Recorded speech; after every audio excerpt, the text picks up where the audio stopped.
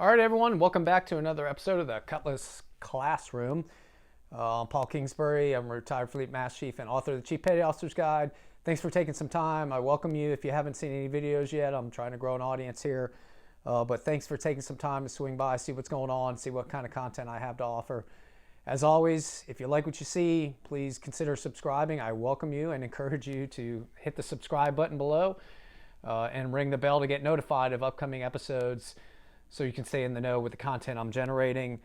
And always, I like likes, and I'll take dislikes too, but leave a comment that follows up with some kind of constructive feedback so I can work to improve this channel, or offer your thoughts definitely in the comments below. Tell your experiences, tell your insights, and then offer situations you'd like to hear things about, what you want me to offer some insight and guidance on.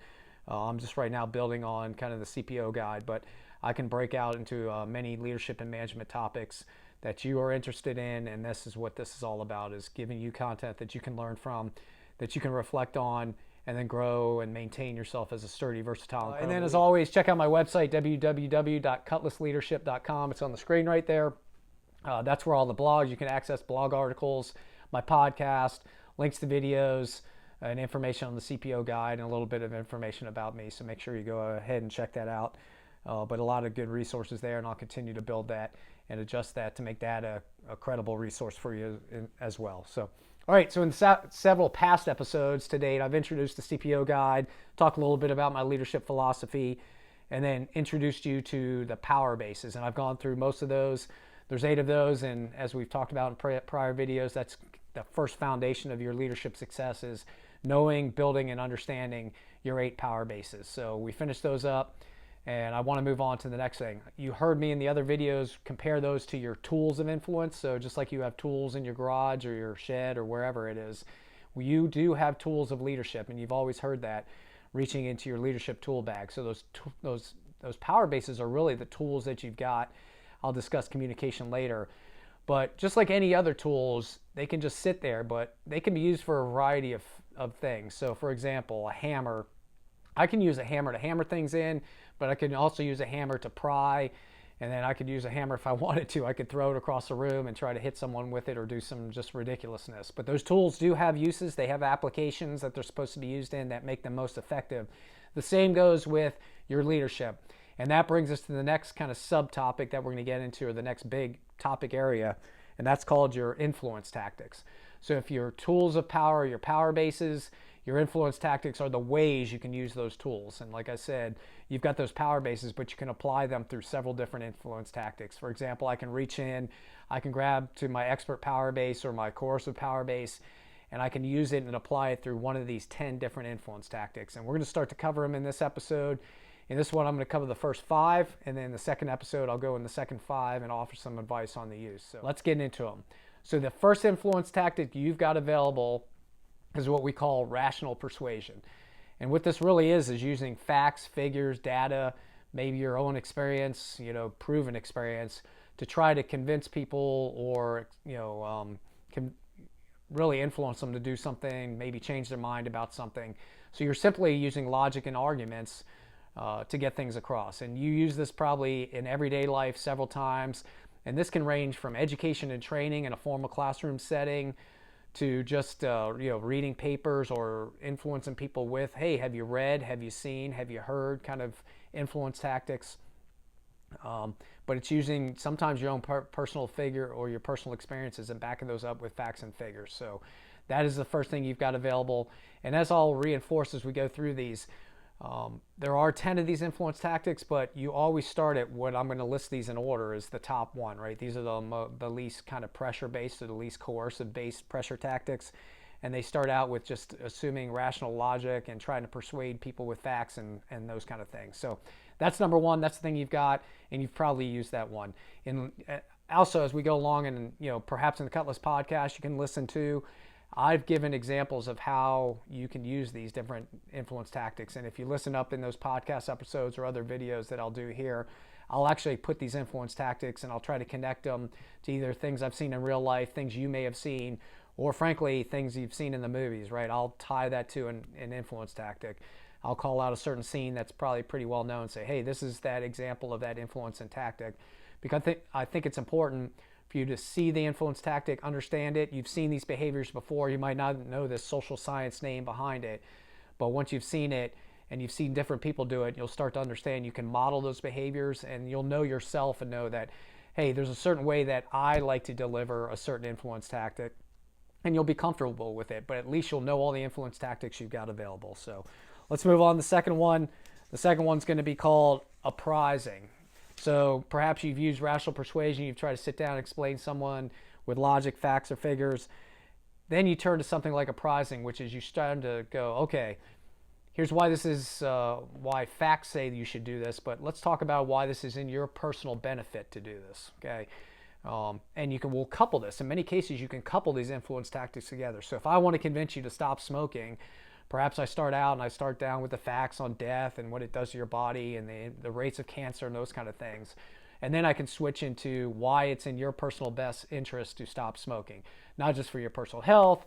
Perhaps you have a family now, you've got kids, right? People around you love you, or the impacts it has on, it leaves smoke, smell on your body, and it kind of turns people off and, reduces opportunity for people to come engage you, something like that, whatever it is. But that's another influence tactic you've got, and that one is called apprising. So you work down, you offer some facts, you offer some figures, you apprise, you offer why it's in the person's best interest, and then you can go to your third one, and this is called an inspirational appeal. So as it suggests, right, you're going to use inspirational stories, champion lofty goals, and really try to connect to the inner motivation in this person and connect with them on a more personal type level. And this can range from a variety of things, right? And when we get into this power-based and influence theory, realize this can be used on one-on-one situations, but it can also be used on one-on groups. So if you're talking to a large group and you want to inspire people, this is the tactic you're going to go to. So you've seen this when you think of inspirational appeals.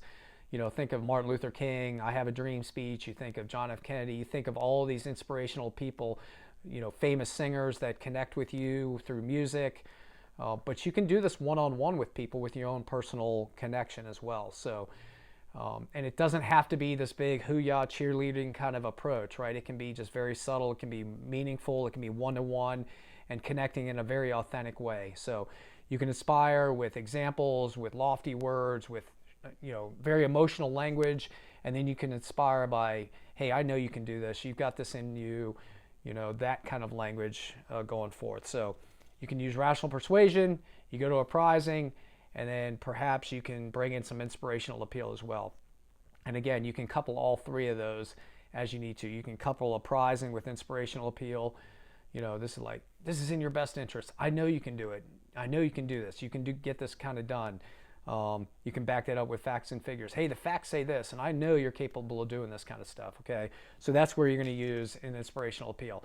I can even link it, I think I mentioned that in the coercive power-based video, I can even link it to my coercive power. So if I'm trying to pressure someone a little bit, you can couple it in with the threat, right? And go, hey, you're better than this. I know you can do better, but if you don't improve, I'm going to have to do X, right? And that's how you can connect the threat, and you can support this inspirational appeal with a coercive power-based tool. Okay, so again, you can see where you can vary through the different power bases with this, or you can couple what I'll cover in episode 2 is called a pressure tactic.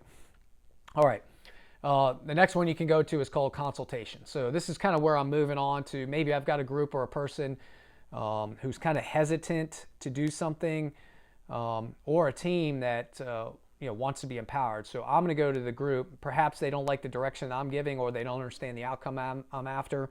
So now I'm going to come into the group or with the person and go, hey, I'm really thinking I want to get this thing kind of done.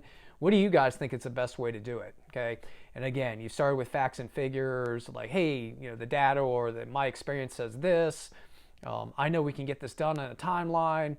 So you bring some inspirational appeal.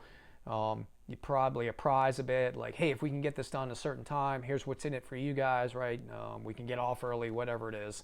And then you come in with a consultation. It's a very democratic approach. So this is when you go to people and go, hey, what do you guys think? What's the best way to get this done? Or what's the best way to achieve the goal? And by doing that, you unleash creativity from your team. You brainstorm, you unleash those ideas, and then you start to develop and give them ownership and buy into it, okay? Doesn't mean necessarily because you consult with them that you take their idea, but at least you're willing to go to the group, open it up. And then even if you decide not to take their idea, always acknowledge that, hey, I hear what you say. I decided to go this way. Here's why, and I need your support, right? So you come back in with some other influence tactics as well. So that one is called consultation. Number 5 is called ingratiation. So this is where you start to use praise and compliments to get people to do things. So again, this could be, just, knowing your people again is like, hey, some people like that sense of your validation, right? So using praise and compliments. So ingratiation could be just something as simple as like, you know what, maybe it's a person who has leadership capability, but they're not confident enough to step up. So this is a person you're to go and engage with and go, hey, I really think I want you to lead this evolution, or I want you to do this thing for me, whatever it is. And I know you're the person to do it because I've seen you do this, and I've seen you do this, and you've got these knowledge, and you got the skills, and you got the attributes. You've got the drive and the motivation, the charisma to execute this thing. You're the person I need on the team. Okay, you're the person I need to lead this kind of event.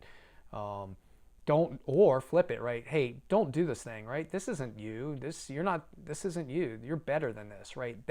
You've seen that a lot. That's an ingratiation tactic. Okay, so use those things together. Again, you can see how they all couple together. So those are your first 5, and you've seen people use these.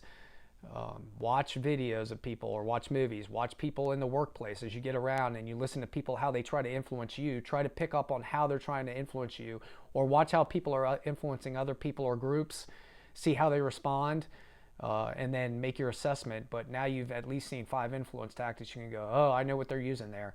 And I'm not giving you permission to just kind of blow off what they're doing or kind of use it against them, but you can see how they do it, how they work well, what resonates with you. That'll be very insightful for you as a follower, frankly, right? Because we're all followers and we're learning about ourselves. So there's a little introduction to the first 5 influence tactics.